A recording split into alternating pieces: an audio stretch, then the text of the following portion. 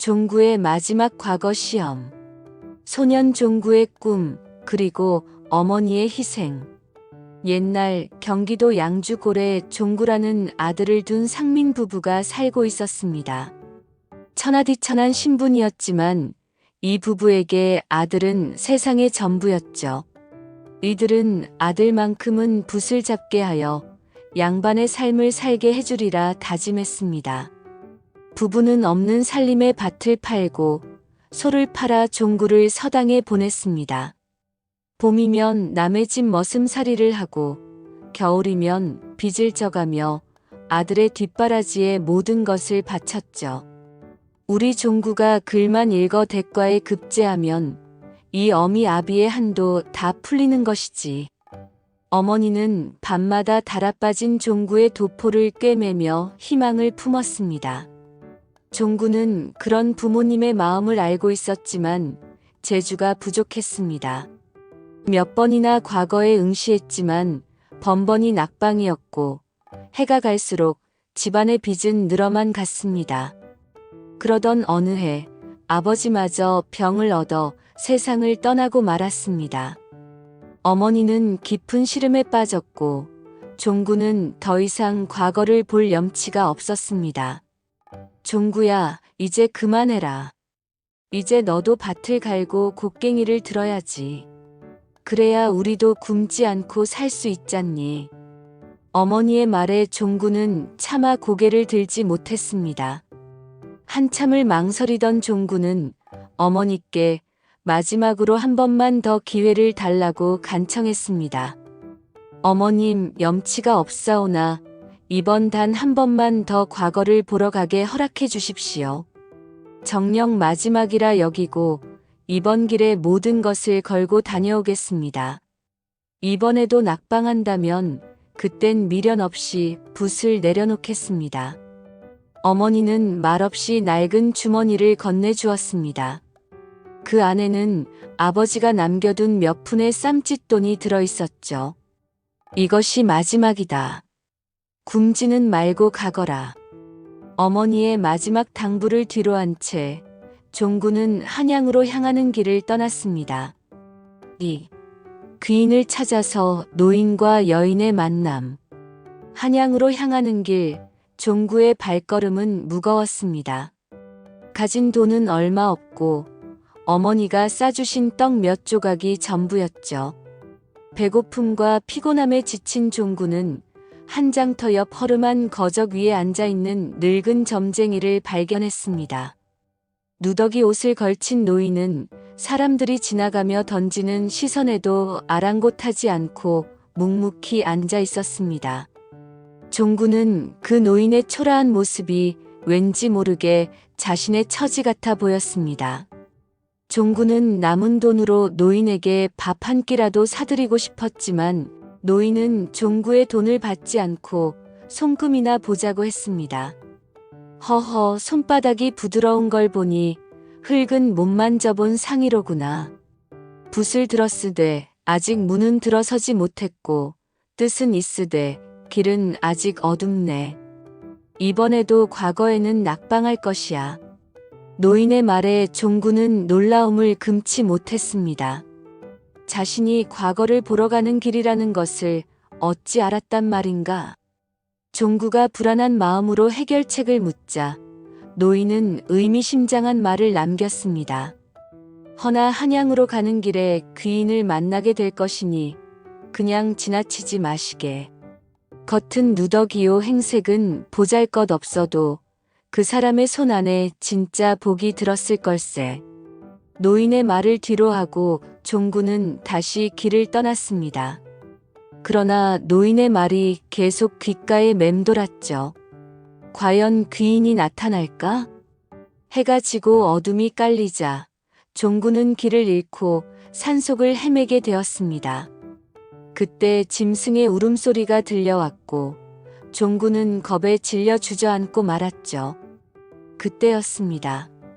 어둠 속에서 누군가가 나타나 횃불을 휘두르며 짐승들을 쫓아냈습니다. 괜찮으십니까? 맑고 낮은 목소리가 들려왔습니다. 종구는 그제야 고개를 들어 자신을 구해준 여인을 바라보았습니다. 낡은 저고리에 해진 치마를 입고 있었지만 그녀의 눈빛은 또렷하고 단단해 보였습니다. 여인은 자신을 소영이라고 소개하며 집안의 몰락으로 갈 곳이 없는 몸이라고 했습니다. 종구는 자신을 구해준 은혜에 감사하며 소영에게 밥이라도 대접하고 싶다고 말했습니다. 소영은 망설이다가 종구의 제안을 받아들였고 둘은 함께 마을의 주막으로 향했습니다. 주막에서 밥을 먹으며 서로의 사연을 이야기하던 둘은 서로의 아픔을 이해하고 깊은 공감대를 형성했습니다. 특히 소영은 과거 급제를 위해 모든 것을 걸었다는 종구의 이야기에 눈물을 글썽였죠. 3. 운명의 붓 과거 시험을 바꾸다. 다음 날 새벽 종구는 소영과 헤어져 다시 길을 떠나려 했습니다. 그때 소영이 종구를 불러 세웠습니다. 소영은 품에 꼭 안고 있던 낡은 보자기를 풀어 그 안에 들어있던 붓 한 자루를 조심스럽게 꺼냈습니다. 아버지께서 생전에 쓰시던 붓입니다. 과거에 급제하실 때도 이 붓을 쓰셨지요. 이제 저는 글을 쓸 일도 붓을 잡을 자리도 없으니 이 붓이 나으리께 도움이 된다면 그것으로 족합니다. 종구는 소영의 진심 어린 마음에 감동하며 그 붓을 받아들었습니다. 붓대는 오래되어 닳아 있었고 붓털은 조금 갈라져 있었지만 손에 쥐어지는 감촉은 묘하게 낯설지 않았습니다. 마치 자신의 손에 오랫동안 들려 있어야 할 물건처럼 느껴졌죠. 종구는 고개를 깊이 숙여 감사를 표했습니다. 이 붓 마음 다해 마지막이라 여기고 써보겠습니다. 장원은 못할지언정 부끄럽지 않게 글을 써보겠소이다. 그렇게 소영과 헤어진 종구는 다시 힘을 내 한양으로 향했습니다. 그는 소영이 건넨 붓이 단순한 붓이 아니라 자신의 인생을 다시 쓰게 해줄 운명의 열쇠임을 직감했습니다. 며칠 뒤 드디어 과거 시험날이 밝았습니다. 종구는 소영이 준 붓을 들고 시험장에 들어섰습니다. 눈앞에 펼쳐진 새하얀 시험지를 보며 한참을 망설이던 종구는 조심스럽게 첫 글자를 적었습니다. 그러자 신기하게도 손이 멈추지 않았습니다. 무슨 글을 쓰는지 생각할 겨를도 없이 붓이 알아서 종이를 메워가기 시작했죠. 마치 오랜 세월 그 붓 안에 잠들어 있던 글들이 이제야 깨어나듯 한자 한자 종이에 내려앉았습니다. 글을 마치고 붓을 내려놓자 종구의 마음은 처음으로 고요하고 평온했습니다. 어떤 후회도 미련도 없었죠. 4. 장원 급제 그리고 소영을 찾아 떠난 길. 사흘 뒤 과거 급제자 명단이 붙는 날이었습니다. 관청 앞에는 수많은 사람이 모여들었고 모두가 올해 장원 급제자의 이름을 궁금해했습니다. 올해 장원은 양주골에서 온 종구라지. 상민 집안 자식이 장원이라니 세상 일 알 수 없다더니 그 말이 맞구먼. 사람들의 수군거림을 들은 종구는 천천히 명단 앞으로 다가갔습니다. 명단 한가운데 그의 이름이 또렷이 적혀 있었습니다. 장원급제 종구. 종구는 기쁨과 함께 알 수 없는 감동에 휩싸였습니다. 그의 손에는 여전히 소영이 건넨 낡은 붓이 들려 있었죠. 장원급제라는 꿈을 이룬 종구는 이제 더 이상 한양에 머물 이유가 없었습니다. 그는 붓을 품에 넣고 고향으로 돌아가 어머니께 기쁜 소식을 전하려 했죠. 그러나 발걸음을 옮기려던 순간 그의 머릿속에는 소영의 얼굴이 떠올랐습니다. 그 귀인이 바로 그대인 듯하오. 노인의 말이 떠오르자 종구는 자신의 옆에 있어야 할 사람이 바로 소영이라는 것을 깨달았습니다. 그는 고향으로 가는 길을 멈추고 소영이 머물던 마을로 발걸음을 돌렸습니다. 며칠 후 종구는 소영과 처음 만났던 작은 마을에 도착했습니다. 소영은 마을의 작은 서당에서 아이들에게 글을 가르치고 있었죠. 낡은 저고리는 그대로였지만 그녀의 눈빛은 이전보다 더 깊고 단단해 보였습니다. 종구는 소영에게 다가가 품속에 있던 붓을 내밀었습니다. 고맙소. 이 붓으로 글을 써 장원급제까지 했소. 이제 이 붓은 원래 있어야 할 자리에 돌아가는 것이 옳겠지요. 소영은 말없이 붓을 받아들었습니다. 종구는 조심스럽게 말을 이었죠. 사실은 한양 가는 길목에서 점쟁이를 만난 일이 있었소.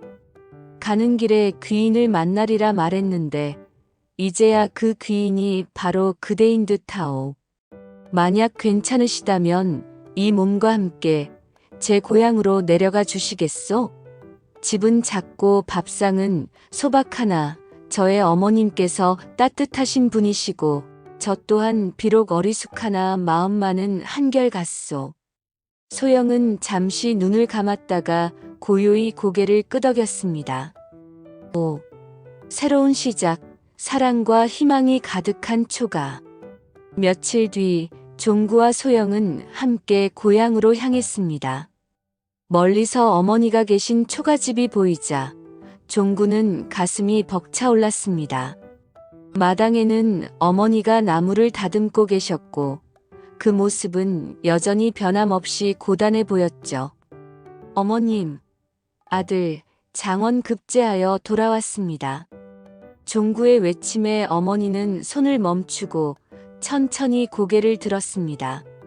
한동안 아들을 바라보던 어머니의 얼굴에 잔잔한 미소가 번지더니 이내 활짝 웃으며 종구에게 다가오셨습니다. 고생 많았다. 그저 무사히만 돌아오면 된다 생각했는데 장원급제까지 해서 돌아오다니.